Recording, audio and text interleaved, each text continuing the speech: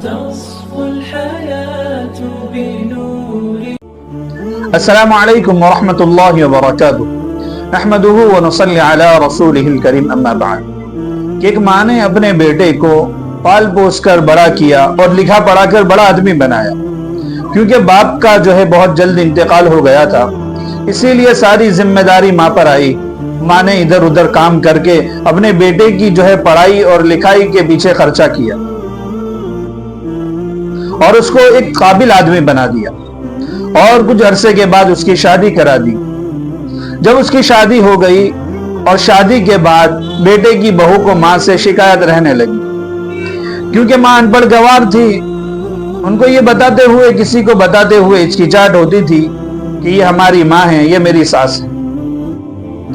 اسی لیے ایک روز بیٹے نے ماں سے کہا کہ اماں ایک کام کریں کہ میں اور آپ ہم الگ ہو جاتے ہیں، تاکہ آپ بھی خوشی خوشی زندگی گزاریں اور ہم بھی خوشی خوشی رہیں.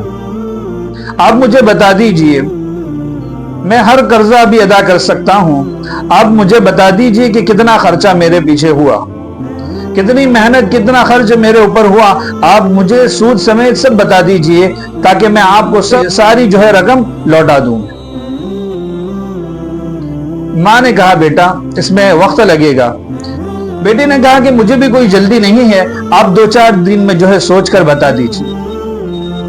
جب رات ہوئی، بیٹا جب سو گیا تو ماں نے ایک پیالہ لیا اور اس کے کمرے میں گئی، اس کے بستر پر پانی ڈال دیا.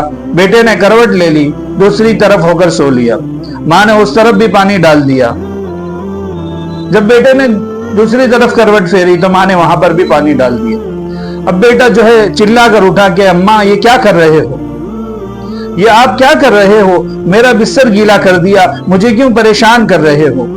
تو ماں نے کہا بیٹا میں حساب کر رہی ہوں کہ نہ جانے کتنی رات کو تو نے میرے بستر خراب کیے، کتنی راتیں میں نے بیٹھے بیٹھے اور جاگتے جاگتے میں گزاری تیرے خاطر، کہ میں ان راتوں کا حساب کر رہی ہوں کہ کتنی راتیں میں نے ایسی گزاری، کہ اور حساب تو ابھی باقی ہے.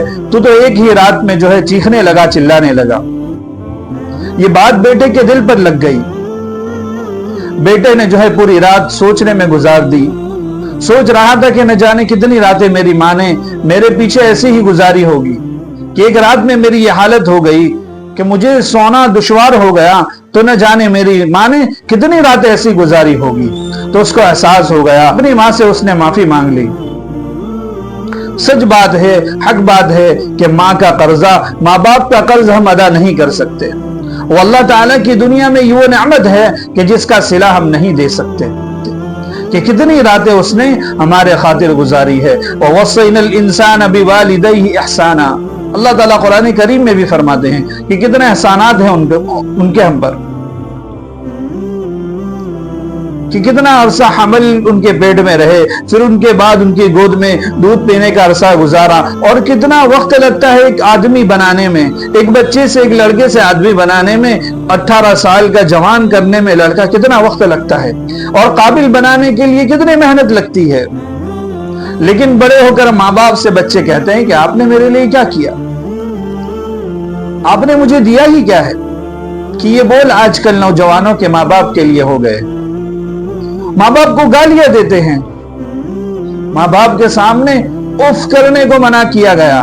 اف ولا تنہرہما وقل لہما قولا کریما. کہ ماں باپ کے سامنے بولنا، گالی دینا وہ تو بہت دور کی بات ہے، ماں باپ کے سامنے اف کرنے کو بھی منع کیا گیا. ہماری زبان میں ایسا بھی کرنا ماں باپ کے سامنے منع کیا گیا. نہ جانے آج کا نوجوان تو ماں کو تھپڑ مارتا ہے، ماں کو گالی دیتا ہے، اونچی آواز سے ماں کے سامنے بات کرتا ہے. شرم آنی چاہیے. کتنے احسانات ہیں، کتنا وقت پیٹ میں رکھا، کتنا وقت دودھ پلانے میں گزارا، کتنی راتیں اس نے اس کے گیلے بستر پر گزاری. اور صاف کرنا، اس کو دھلانا، صفائی کوئی آسان کام ہے. اپنے بچے کو کبھی دھلا کر دیکھے، صاف صفائی کر کے دیکھے. پیشاب پاخانہ کر دیا، آپ جا کر دھلائے، پتا چلے گا کہ کتنی محنت لگتی ہے، کتنی تکلیف ہوتی ہے. جو تکلیفوں کو جھیلا ہے، اس تکلیفوں کو ماں نے اٹھایا ہے. اسی لیے تو اللہ تعالیٰ نے والدین کے ساتھ صلہ رحمی کا حکم فرمایا ہے. اگر کوئی چاہتا ہے کہ اس کی زندگی لمبی ہو جائے تو اسے چاہیے کہ ماں باپ کے ساتھ میں، رشتہ داروں کے ساتھ میں صلہ رحمی کرے، یعنی لوگوں کے ساتھ اچھا برتاؤ کرے، کہ والدین کا حق ہم ادا نہیں کر سکتے۔ اسی لیے جن کے والدین حیات ہیں، جن کے والدین زندہ ہیں، ان کو چاہیے کہ اپنے والدین کی خدمت کرے، ان کے والدین کی خدمت کرے۔ خدمت میں سب سے بڑی بات کیا ہے کہ ان کی بات کو ماننا ہے، والدین کی آنکھوں کی ٹھنڈک بنے، والدین کی آنکھوں میں انگارے نہ جھونکے، ماں باپ کو خوشیاں دیں۔ کتنی ہماری خوشیوں کے خاطر ہمارا باپ کتنا تھکتا ہے، کتنی محنت کرتا ہے، کتنے نہ جانے کیا کیا اس نے ہمارے لیے تکلیفیں اٹھائی، کتنی دھوپیں برداشت کی، کتنی لوگوں کی گالیاں سنی ہمارے باپ نے ہمارے خاطر، ہمارا پیٹ بھرنے کے خاطر، ہم کو جوتے، ہم کو کپڑے دلانے کے خاطر، ہماری عید کے خاطر کتنی محنت کی ہے ماں باپ نے، کہ سوچے ذرا۔ ہم صرف کہہ دیتے ہیں کہ آپ نے میرے لیے کیا کیا، کوئی آسان کام ہے؟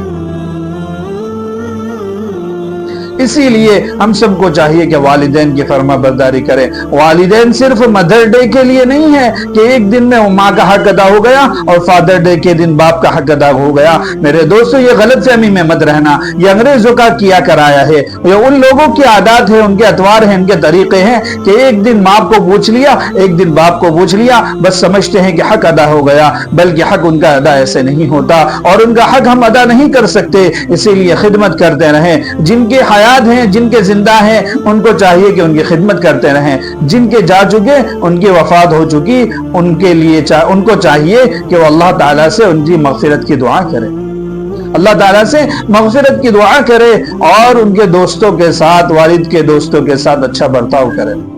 اللہ تعالیٰ ہم سب کو عمل کی توفیق عطا فرمائے۔